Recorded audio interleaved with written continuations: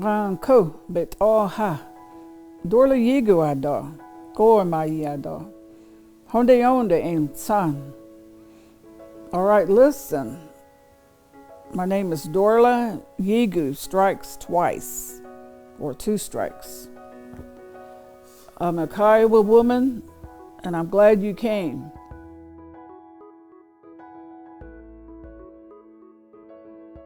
When my sister Marilyn Yigu left Mother Earth, I became one of his mothers. In the Kiowa way, when a parent goes on, they leave their child here on Mother Earth.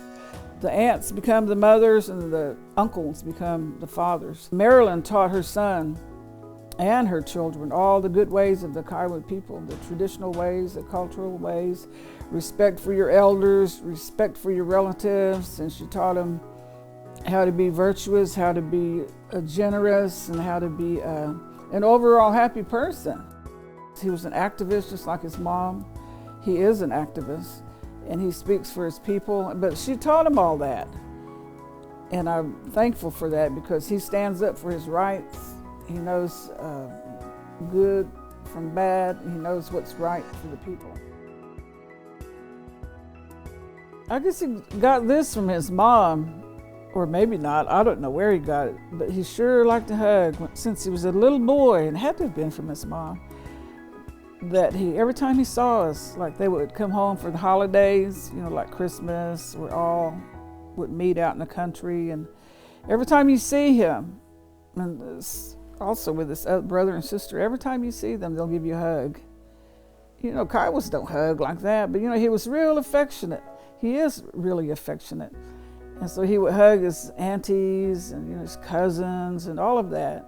I thought that was real sweet for them to do that. They learned that. Jeremy's oldest girl is Nellie, and she's 17 years old. She's a beautiful young lady. She has a lot going for her. And I know she goes through difficult times sometimes, but she's going to turn out to be a wonderful person because she has the traits of her dad. And then his other daughter is Lily. She's 9 years old. And she's the one with those cute little cheeks like he had when he was a little boy.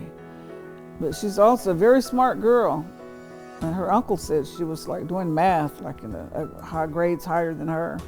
So she's going to do great in life. And then the little one, she's a pretty little girl. And I know that she has good traits in her also, just like her daddy.